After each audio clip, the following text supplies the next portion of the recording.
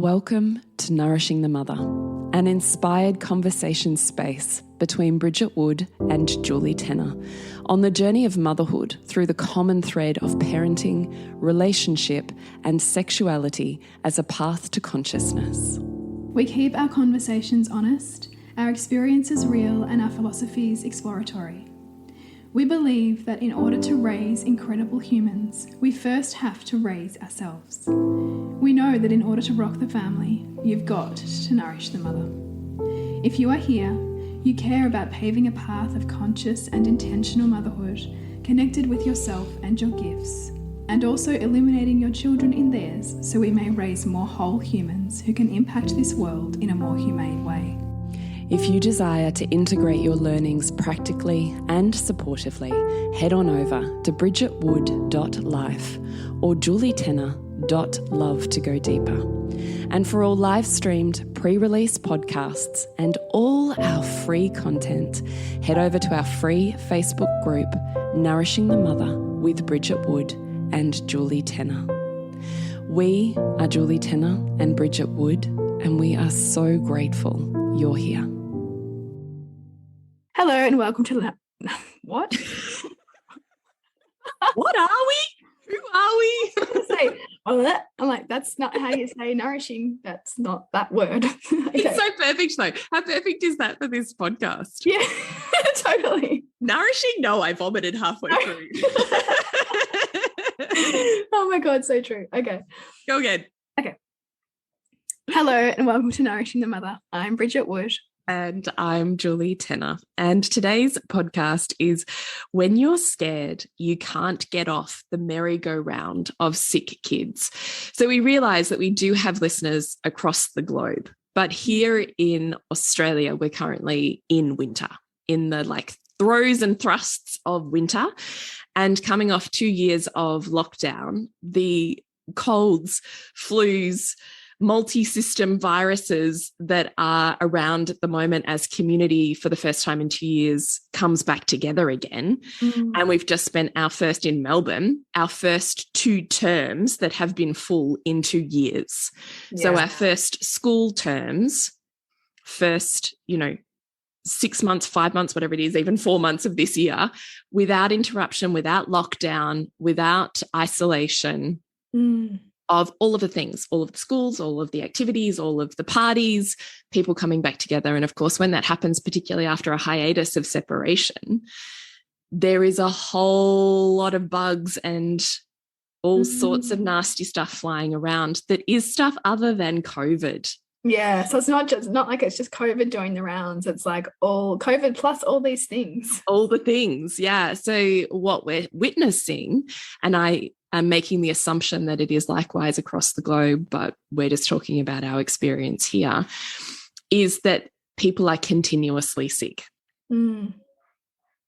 So we just want to have a conversation around that so that you don't feel, as Bridget has expressed, so isolated and so alone in that experience.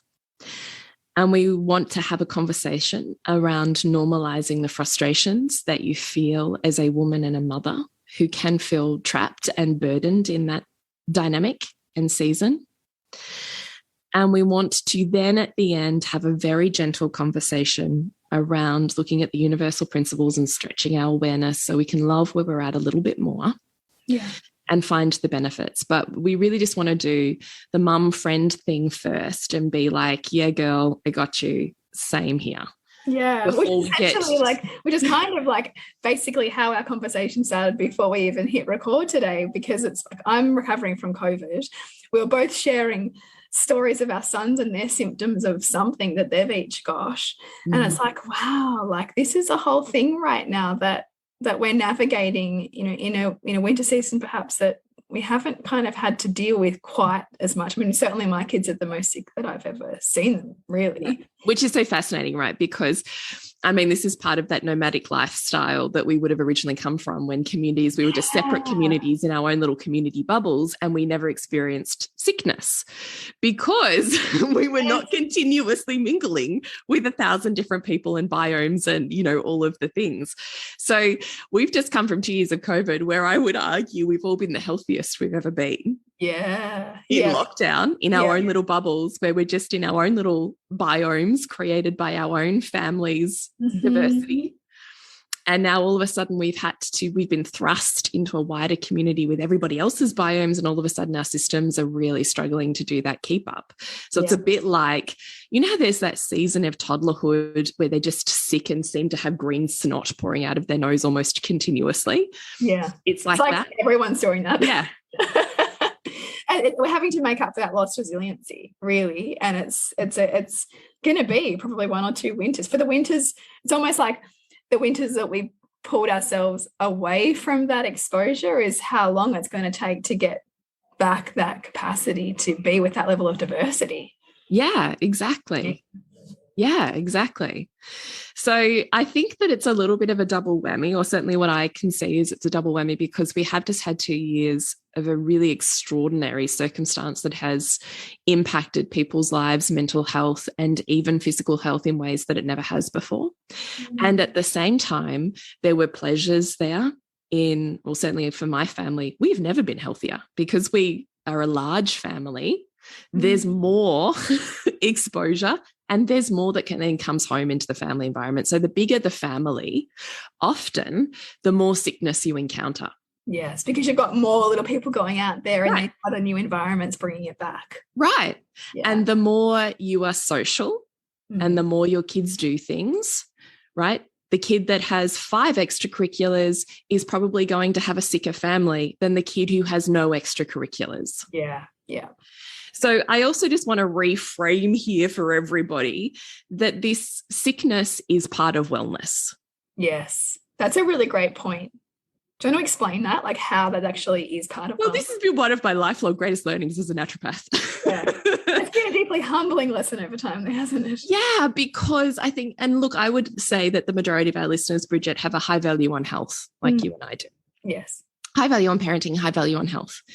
So what can happen when we have a high value on health is that we stick into we conform to another dogma, which is the natural health dogma that health and vitality are the pinnacle optimal experience of wellness and well-being. And that sickness means that I have dis-ease in my body, that I'm not doing something, that something is missing or lacking or, dysfunctional in some way. Mm-hmm. So that's a really hard place to be, because we have wellness up on a pedestal and illness in a pit.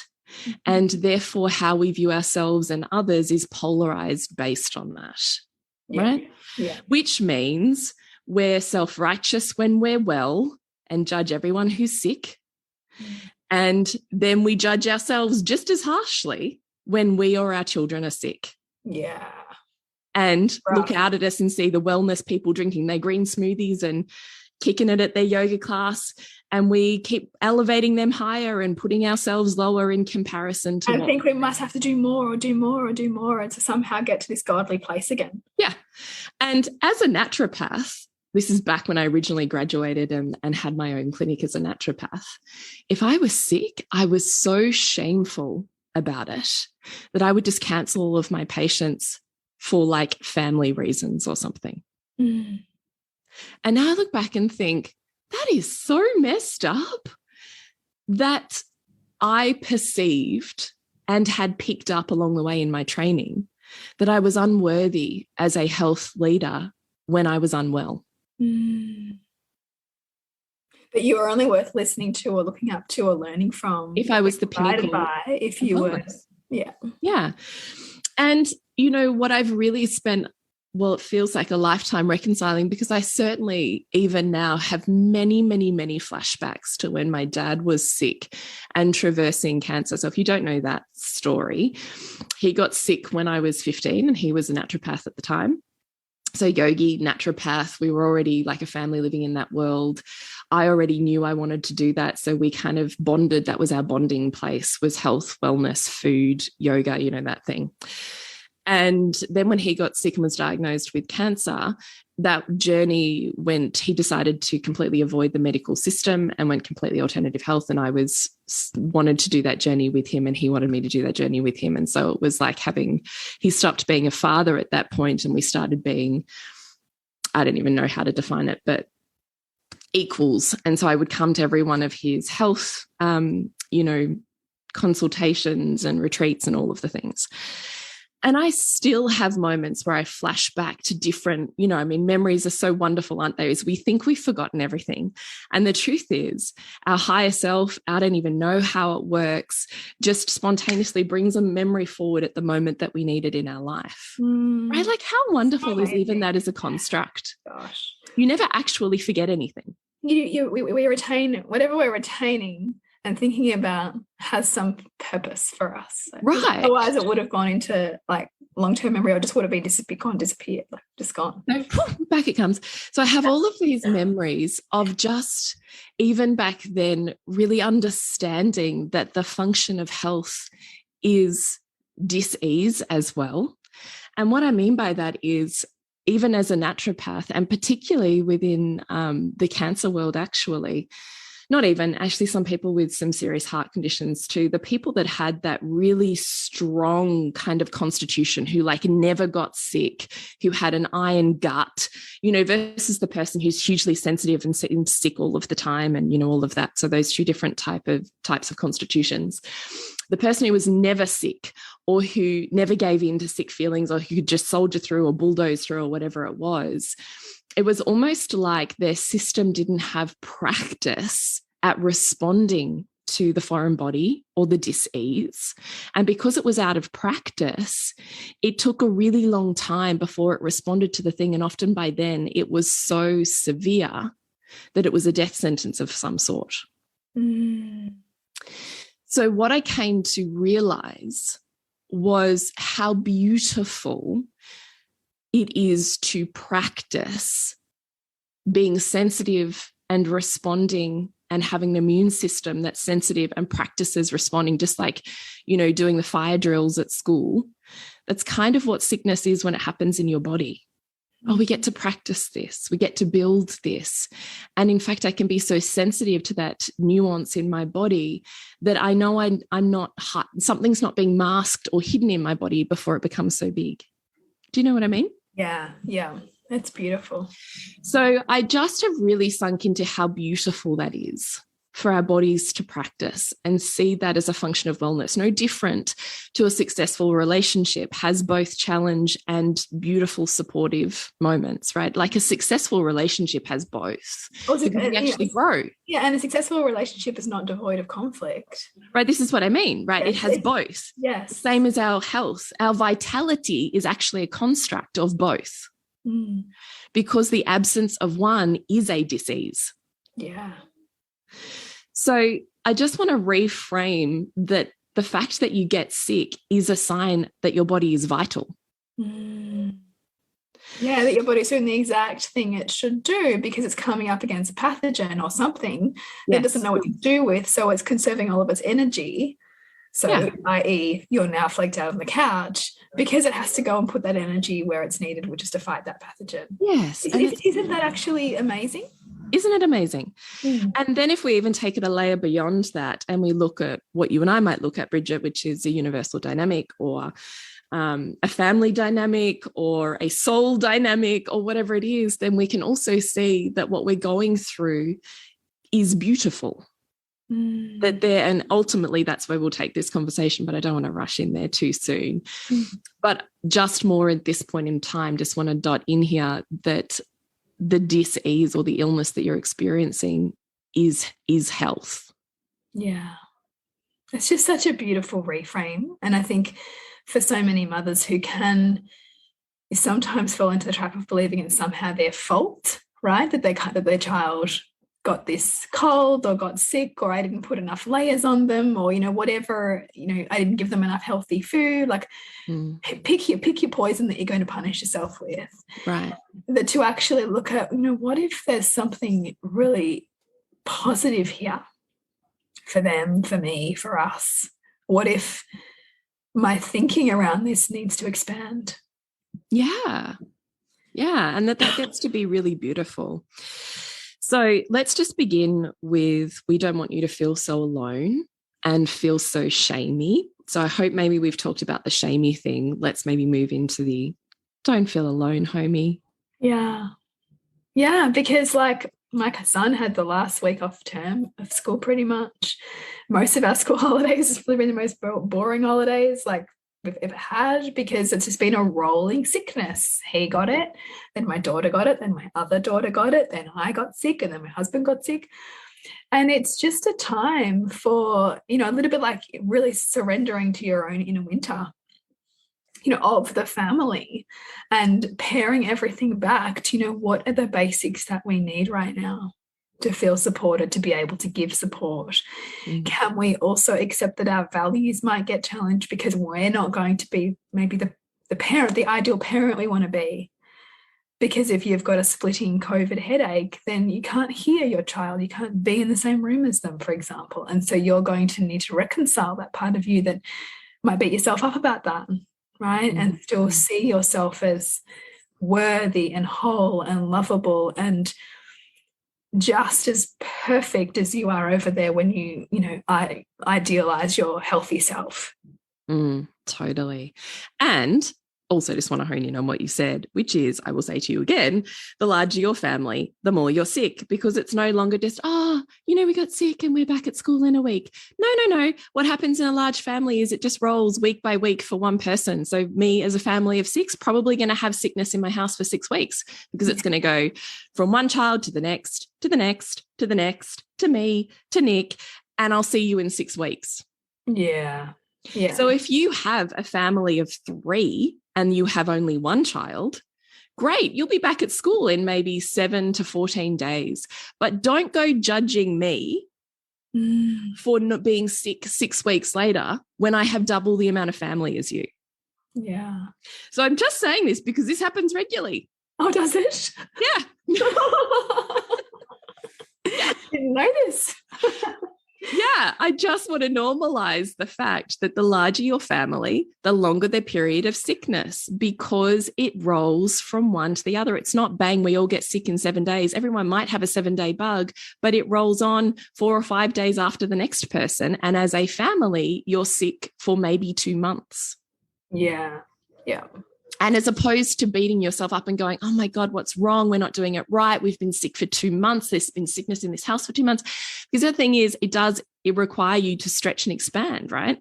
You think about you're sick for whatever period of time, the bigger your family, the longer that goes on for. Yeah. Yeah. So you'll have to expand your capacity to tolerate that. Right. Rise to that. Right. And just for you to normalize the fact that it's not like, oh my God, we're so unhealthy because we've been sick for 2 months, but instead to go, okay, this is actually exactly the same, just it's a longer period of time because there's more of us. Yeah. And viruses are going to do what viruses do. Yeah. Spread. Spread.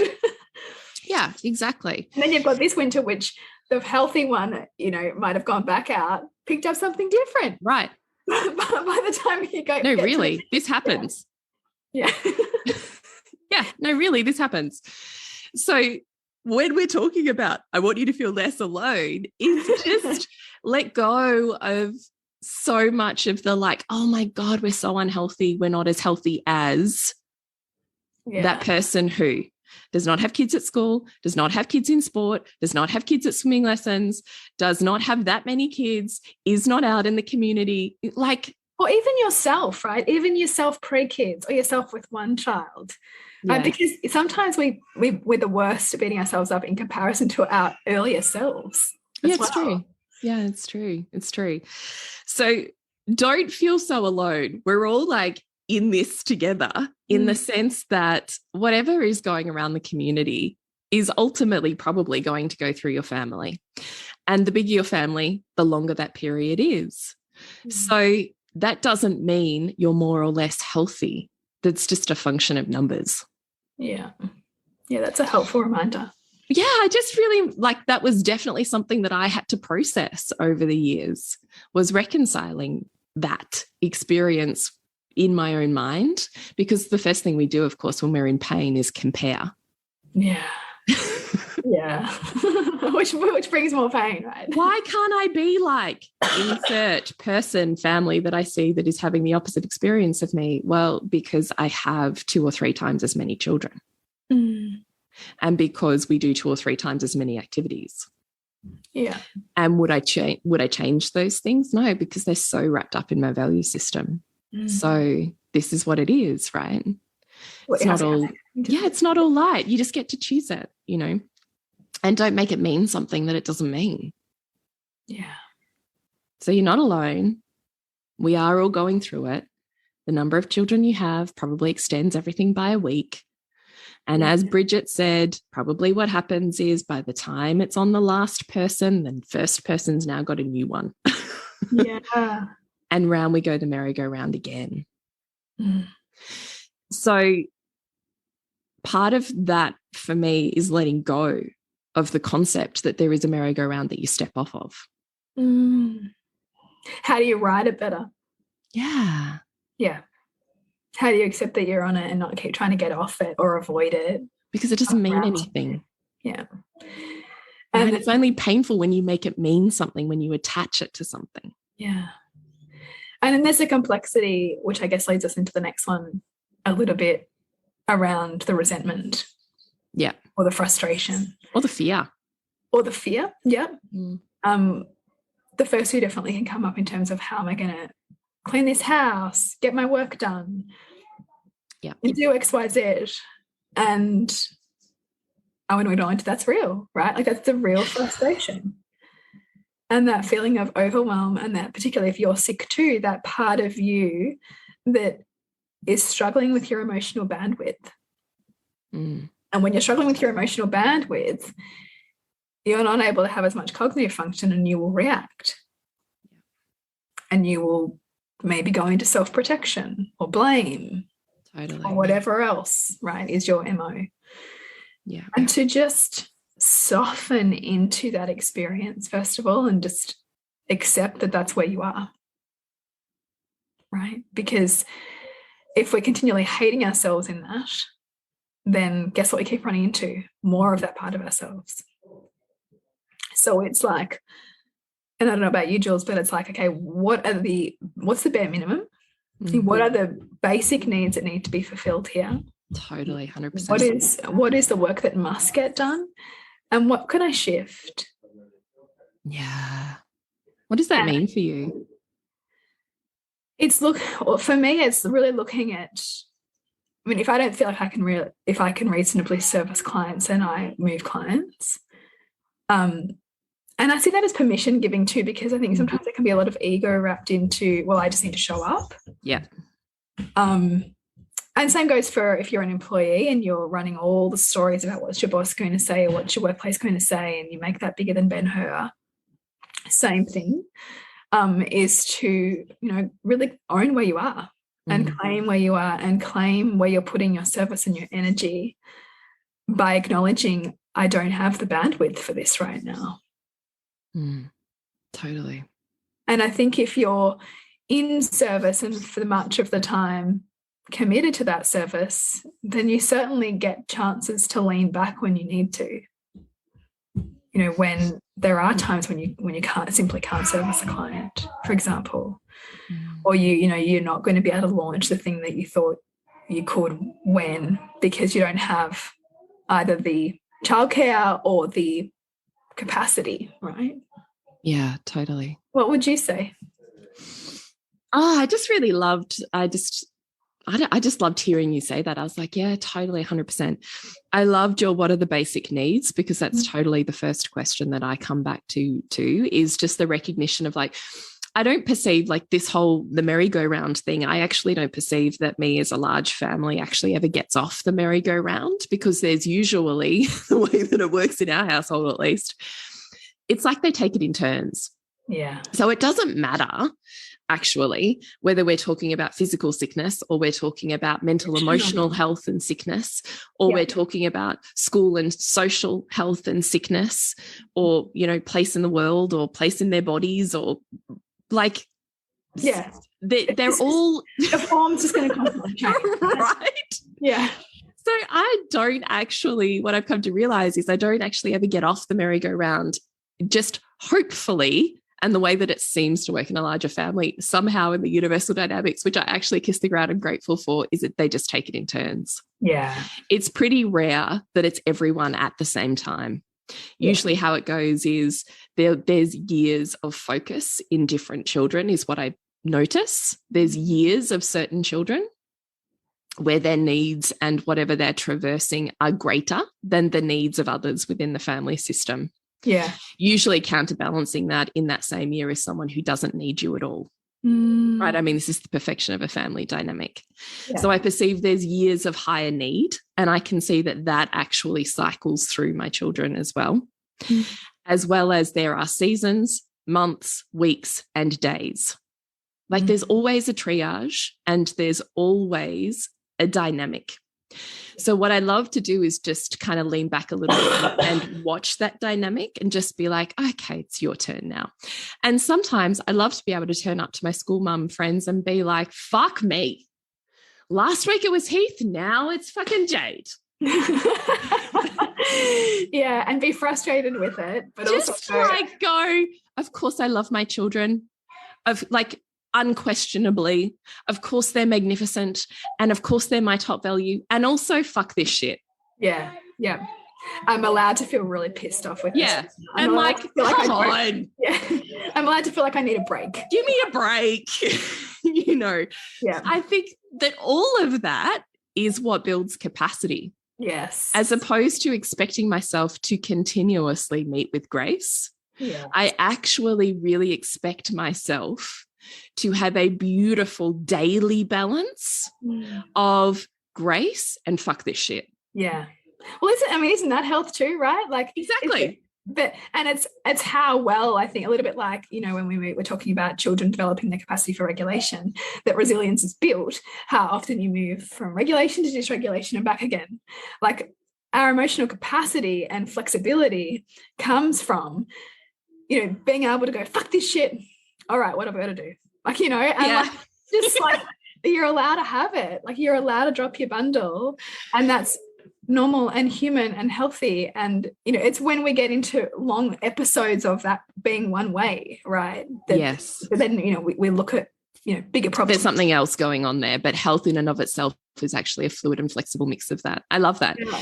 And actually I see that as a function, because as you were saying that, I'm like, I totally recognize that happens, that when I give myself the space to be like, and fuck this shit and fuck this kid and their problems right now, that after I do that dump, all of a sudden there's this extra space within me that's created. Yeah. It's like a problem. It's like that saying, a problem shared is a problem halved. Yeah, it is. Yeah. So I actually really mostly use my mum friends for that. Yeah. And I love that we can offer each other grace and without judgment. Like none of those women that I would turn up to, like I could turn up to you and Bridget, you and I like conscious parents, blah, blah, blah, blah, blah. Yeah. But I could turn up to you and go, oh my God, fuck Heath and his fever. Yeah. I'm sick of it. Can he just be well? And you'd giggle like that and you'd be like, totes, man. Yeah. Totally here. Yeah. And you wouldn't think less of me, and you wouldn't judge me, and you wouldn't be going, oh, what a shit parent. Or you could be doing all of these things better. None of those things are helpful. But instead you're just like, yeah, I see the me in that. I totally see the release of what this is, which is just like, can I just blow some steam so I can come back? And you're like, yeah, you go, you do that. That's health. Yeah. It's not needing to be one way. So I can do that also because I give myself freedom to do that. Right here we are on a podcast and I'm doing it. Yeah. I don't expect that I am this Zen perfect mother on the podcast. No, and therefore can only be that out in the world, and then have a bigger nightmare behind closed doors. Totally. And that's the one thing that you and I, certainly for having podcasted for so long and have, created communities and all of that, is that there's such value in bringing all of yourself so that there's nothing to hide. There's nothing to hide. This is me. Yeah. I see you here. I see you down the street. Yeah. I see you, at the shopping center. It's the same. Yeah. It's not different. And that is also what allows you the freedom to have capacity to stay on the merry-go-round. Because you're not like trying to stitch yourself up and fit yourself into this, straitjacket of acceptance. And you're not like, yeah, I'm me when I'm off the merry-go-round. This isn't me. Yeah. Right? Yeah. Yeah. So normally what we do here is pop in and about what is happening in our worlds that you could join. But instead, what we really wanted to do is just send out a big stream of love from our hearts to yours and offer you just a little affirmation.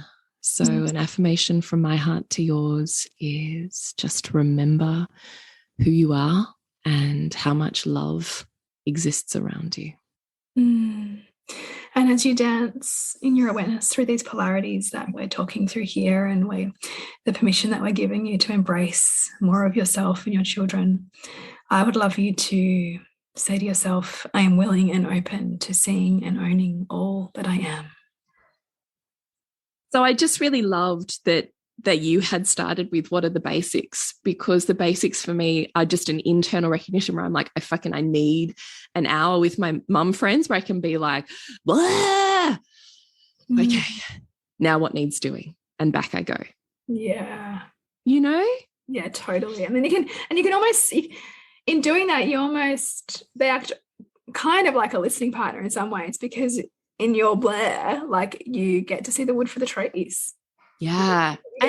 You see through it. Right. And hopefully you have the right people around you and you're not like acquiescing and not having a vibrational match around you, because you are the sum of the people you spend the most time with. So hopefully you're cultivating a friendship circle where you can do that. Right. Yeah. And that's health. And that because I have cultivated that, whoever I do my blurt to, if I can't see the shit, they will, and I can trust that I can trust that. That sense of you are the last person who sees your shit. Yeah. But when you have people around you who truly love you and who truly want your best you in the world, then there's this part of you that lets go of your ego and trusts their reflection of you. So when they say you're out of integrity right now, you're like, yeah, fuck I am. This is going, yeah, fuck I am. Like we hire coaches for that for sure. Yeah. And also hopefully you have one or two people in your world who you could trust that reflection of. And I mean, that's the job of the people around us, because they act as balances, right? Like everything around us is seeking to help us come into homeostasis.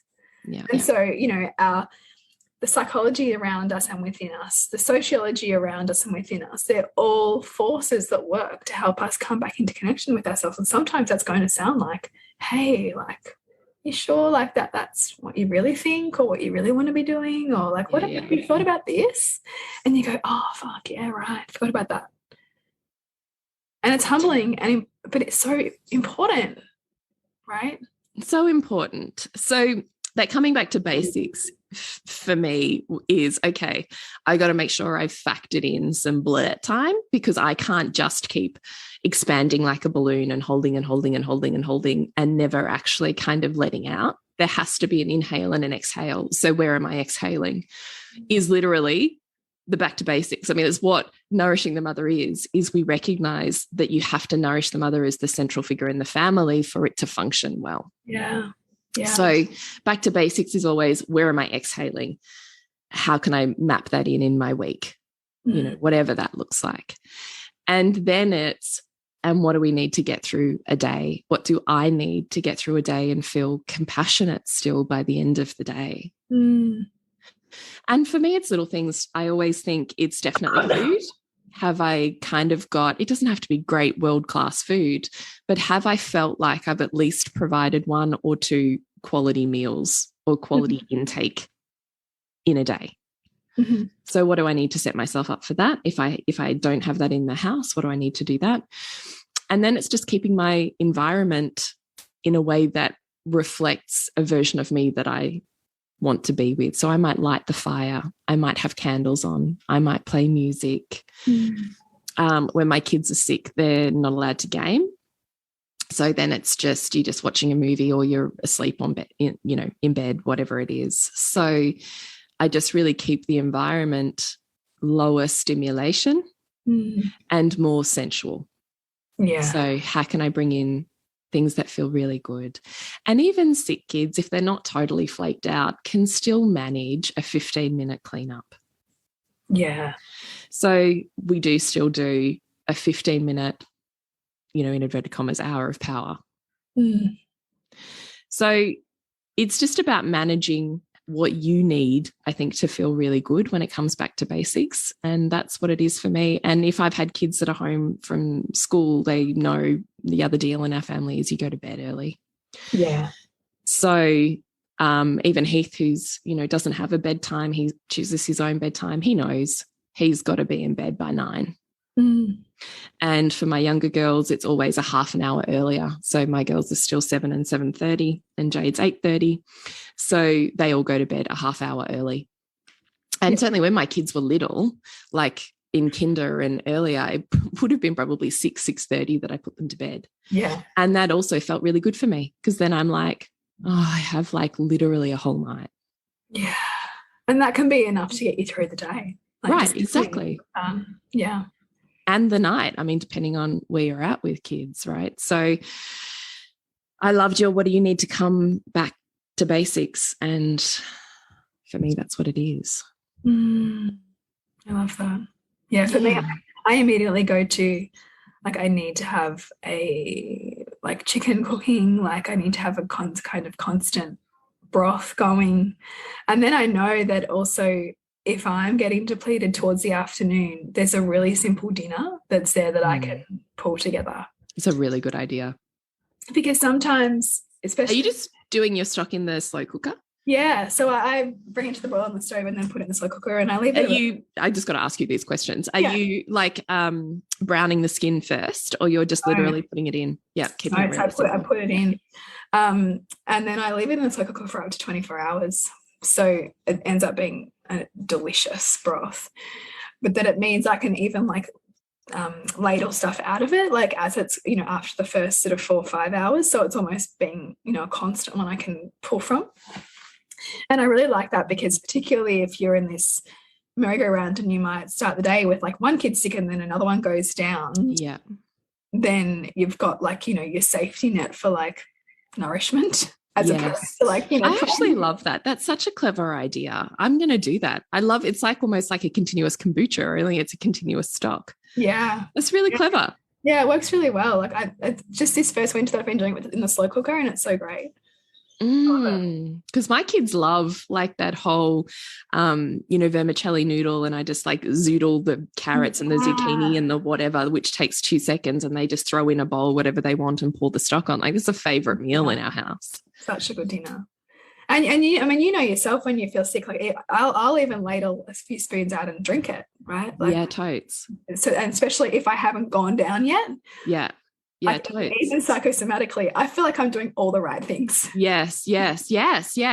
And I would add, while we're on that, I actually always keep the, I think it's Nutrilife, do these delicious powdered stocks, but they're bone broths. Yes. And they're so good. They're good. So good. They're chicken and beef powdered stocks. You just like a good, heaped tablespoon of freaking delicious, shelf life. And then I do the same thing. So I love your idea of a fresh broth, totally going to do it. And also what is always in my cupboard is their packets of powdered bone broth, so that I can do exactly that. Oh, so good. Just little hacks, right? So good. And two, because especially if you've got sick kids and you feel like you don't get a lot of a breath, just feeling like you're doing something that's, in inverted commas, right. Yeah. For your own self-care or your own health as you're taking care of others. I think it just helped you mentally. Totally. Yeah, 100%. I would also say, while we're just having this, mum hacks, how do we actually do it thing, is I love Pinterest just for toddler ideas, but fuck me, a bit of warm Play-Doh. Oh, yes, warm Play-Doh is the best. And then once it's not warm anymore, give them some glitter bottles, off it goes for another 2 hours. My kid, Pearl actually goes, I want it to be warm, because she loves the warm Play-Doh. So yeah, but you can extend it, right? You start with warm. Yeah. Now when they're bored of that, just add in a new sensor. Here's a couple of bottle of glitters, and just let them open it themselves and do it themselves. Now you got glitter Play-Doh. When they're bored of that, how about some essential oils? Here you go. Now make it smell nice. So you could essentially stretch Play-Doh out across a whole day. You're done with that? Great. Let's cook with it. How do you want to do some, get out the cooking utensils, let them bake some cookie cutter things. And so keeping your play simple and extending it out. And in actual fact, when I was on a wildflower call a little while ago, I was talking to one of the mums on there about that. And I'm like, okay, I never throw anything out in my cupboard. So supplements that I've bought and actually don't like, I don't know, flowers and whatever things from your cupboard, I never throw them out. They just go to now play kitchen stuff. Mm-hmm. So go open your pantry and be like, what do I never cook with? What is past its use by date? What do I want to clean out of here? You're probably going to get a good 20 minutes per product. It's so good. I do that with old flowers, it's Play-Doh, and then with psyllium husks to make slime. Yes. All this, especially if you end up buying good ingredients and then realize, oh no, that's out of date. You can it gets a whole new lease on life. Yeah. Whole new list. I bought magnesium powders and spirulina, and they're gross. Well, they make amazing coffees in a play kitchen. Totally. Just box that shit up and save it for the rainy day, and know it's one product at a time that they play with, and you're going to get 20 minutes per product. Yeah, that's so good. I love that. So while we're mum hacking, let's just be don't make it hard. Just extend the sensory play. Yeah. Cook up some pasta and some spaghetti. Just keep it easy. It doesn't have to be hard in order for kids to be entertained.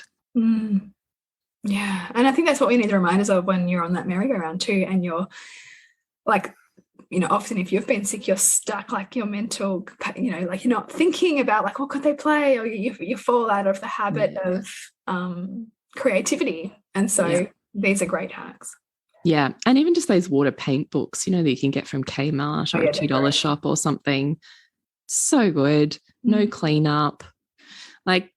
Keep it easy on yourself. And if you're super organized, have a stash of those things that you pull out when you're really desperate. Yeah. And scissors. I always love scissors in a basket, because we could just sit outside and they could cut the grass, or they could cut the plants, or they could make potions. A pair of scissors in a basket goes a long way.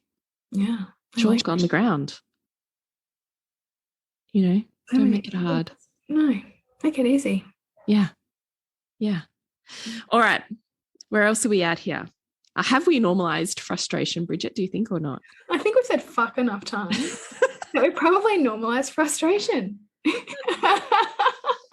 We hope what you've got out of it is just normalising your polarisations around being the perfect mother.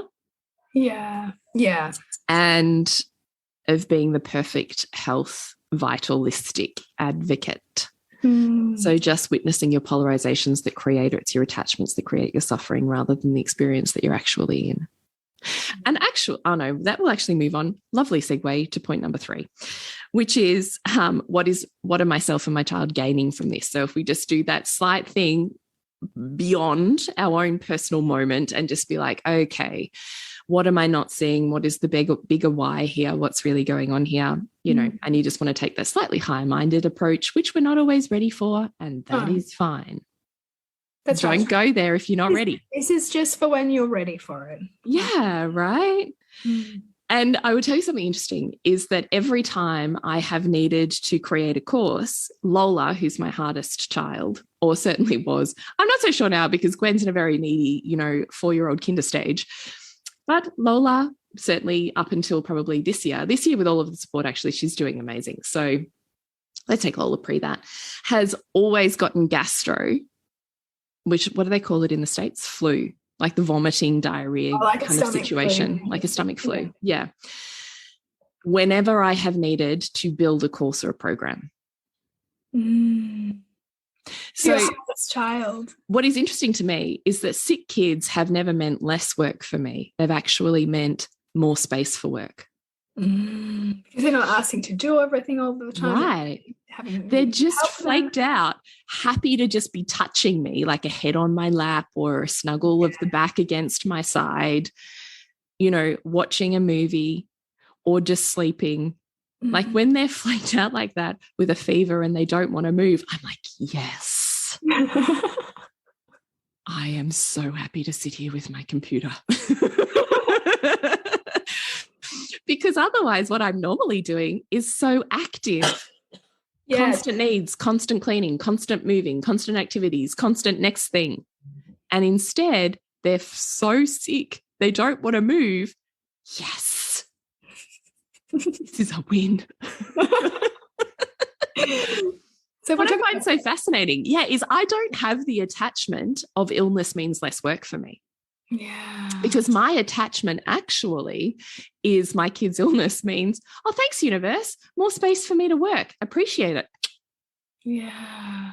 So I would say that because I remember when you first used to tell me about this, when I had really not had much experience with sick kids. And I was like, well, what do you mean you just do that? Like, don't you have to like watch them or because if you're like sickness fit, right? Like, and plus you're a health professional. Love this conversation, Bridget. This is so good to hear. Yeah, because, you're a health professional. So you also know the body and trust it. You know what it's doing. So true.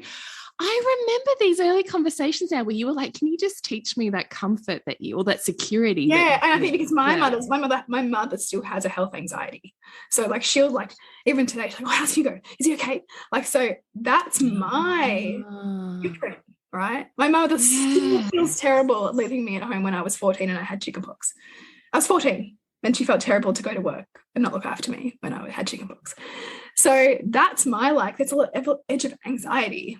Right. Yeah. So when you're anxious, you're not like chilled out doing your work. You're like, no. What's wrong with them? Should I like, what symptom is this? What does this mean? Right. Like you're doing that. Yeah, totally. So it takes practice to learn your child, to learn what different symptoms mean, to see your child's, typical signs and, just how they roll with different things, to have a level of confidence that, whatever, I'm just sitting here and you're just like flaked out half dead. I just love that you said that because you're totally right. It is sick fit because let's just begin with the start of my health education was death. Yeah. So you know death well, right? I know death well. You know everything that doesn't look like death. Yeah, and I have been around death so much in my life. Like so much in my life, like even pre-dad getting sick. Weirdly around death a lot, like even anyway, it doesn't matter. It's a story for another day. But I wonder sometimes whether this is the benefit, right? Like, how do I tolerate so much intensity of emotion and not feel scared? Well, because I had the tyrannical, ferocious, carnivorous mother who devoured me so many times, I stopped fearing it. Well, same thing with sickness.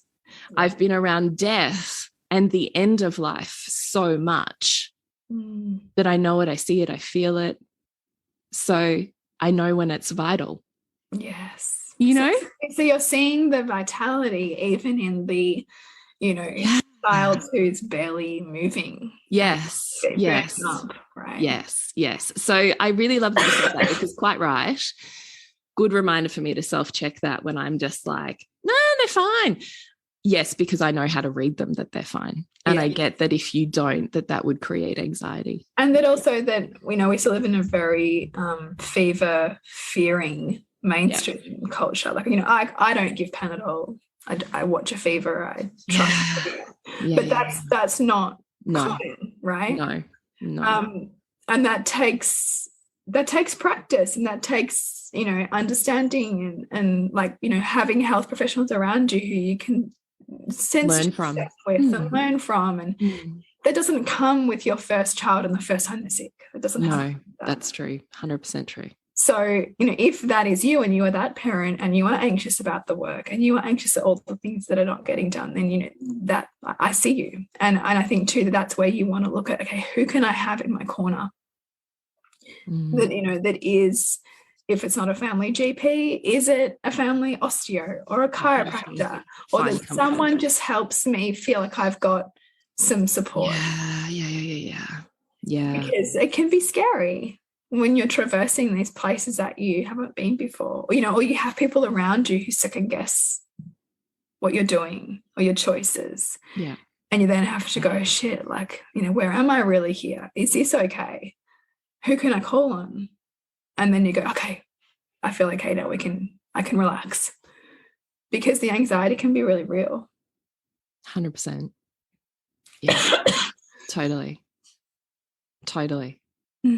So I love that we can explore both of those polarities, right? Yeah, it is, isn't it? Yeah. And so if we're then looking at, because I have had a few conversations actually in reimagining motherhood lately about, with mothers being worried about their kids getting sick and, feeling anxious about them not wearing enough clothes or not sleeping enough and all of that kind of stuff, and feeling almost like bad if their kid gets sick and they miss out on things.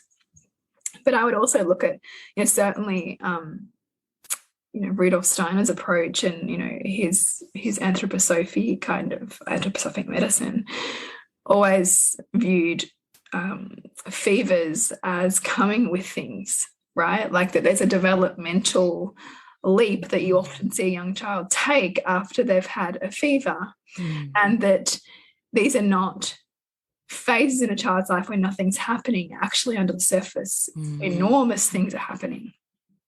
And they are enabled to happen when the child slows down enough, and when there is a conservation of resources, and when there is a really purposeful cellular death for some cells, right? And, a birth for others. And, that there's something that we can't see, but that is happening, and that may well be what that child needs developmentally, right?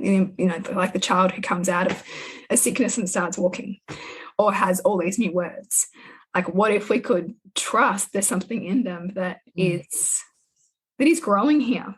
Even with my son, like when he had the 4 days off school, and like, I'm still running my other two around, and he was okay, right? So I'm like, okay, but this is kind of not what I was planning, but you're gonna be okay at home on your own, right? Because he's at the age now, he's 9, and I haven't really left him at home because he hasn't wanted to be home alone, but he's now at the point where he doesn't care because he's so sick, and I'm like, I can't really take you because it's not best for you to come out or to go here.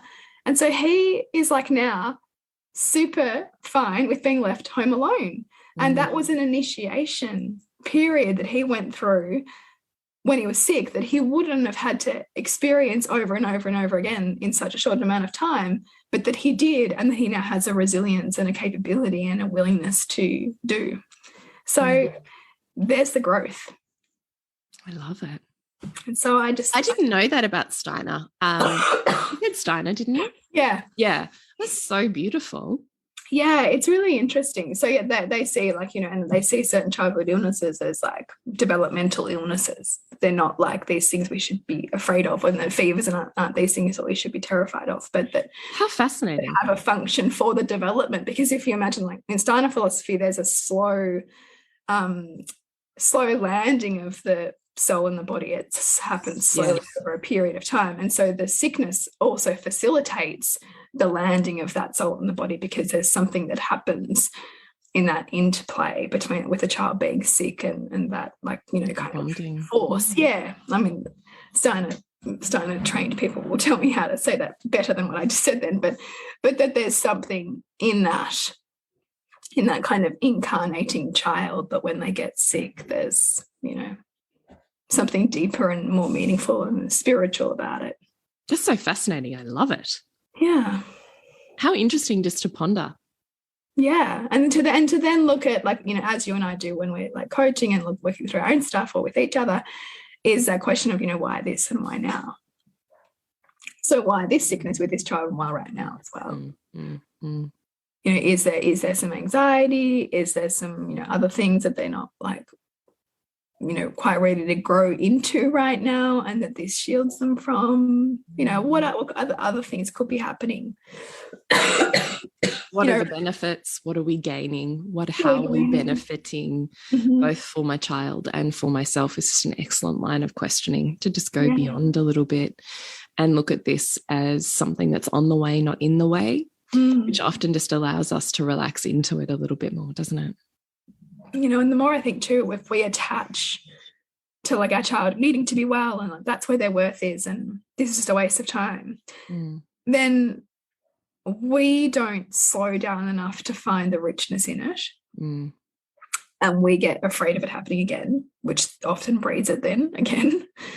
And our child doesn't, from our modeling, doesn't necessarily see the value either of the slowing down, the letting the body do what it needs to do, right? And like I'd say to them, that's a disservice, because we live in a culture which is like, take your cold drill, soldier on, like turn up at work. Like, I mean, not so much now since COVID. I think COVID has changed that. Well, COVID has smashed that more because people just don't want to get sick from someone else. I don't. Yes, but now you're like the great leper if you have a cough or a snotty nose. Totally. But it's still from the place of don't give that to me. It's not from the slow down, trust the body to move through a sickness kind of angle. It's still a capitalistic bent on it, right? Yeah, that is true. That is true. So sounds like Bridget's voice has just about had enough. So we're going to wrap up this conversation, and we really hope that you've got something beautiful out of it. If you have, we would love to hear from you. If you have 5 seconds, please rate us on iTunes or leave a review on Facebook or iTunes. It'd be really great. If you have a question or something that you would love for us to dive deep into, then please reach out to us at Nourishing the Mother on Facebook and Instagram. And bridgetwood.life. What's your email? hello@bridgetwood.life. Right. Or julietenner.love. And you can email me at hello@julietenner.love. So if you do have questions, then we would love to hear them. And we may even take those into a podcast episode and answer it for you in a more integrated way. So please definitely reach out. And what have you got going on in the world, Bridget? I am moving through all things chaos to clarity. So this is what's happening in Reimagining Motherhood at the moment. So kind of looking at what chaos is for each of us in our lives and how it shows up, how to build kind of resilience towards moving with it. And I think that this topic lends itself to that. And to see it as not kind of this holy grail of clarity that we get to, but actually a little bit like regulation and dysregulation. How do we build a willingness and a capacity to do the dance and to continually go there, find its richness, come back, move forward. So that's what we're doing at the moment in there. Love it. That sounds so good. Yeah, it's fun. And bridgetwood.life, we find out. Yes, bridgetwood.life. Yes. Well, I actually feel like I'm in a bit of a pause at the moment. So I'm just pulling together an updated, revised and new version of Queen School. And it's a Queen School Honey Club integration. And I'm just doing the final touches on that at the moment. So again, not quite ready to release yet. But stay tuned, and it will be. And it's the next level elevation of that experience that I have really spent, as you know, Bridgie, this whole year tearing shit apart, going, how can I do this better? How can I reach the people that are struggling with the way that it has been? And certainly for me in my containers, and as you know, Bridgie, I have always had this rip the Band-Aid off kind of energy. And I'm certainly learning. I think slowness is always my learning. And this year I've really been looking at how do I slow it down so that the changes that I create for people, or that I offer the opening or the doorway that they swing open for the change in their life, is a better way of saying that, can reach people with neurodiversity, can reach mothers who are stretched, give you a variety of options for how you learn and integrate best, don't have to be just on Facebook. So all of these ways that I could see were struggle points for people that I'd worked with, I've been spending all year kind of pulling it apart and asking, how can I help you better? So it's been a really long process for me. I mean, what are we in July? now, and I'm only just coming to the end of finishing that. So I am really excited to change the format and the way that I work with women in those changes, and certainly couples too.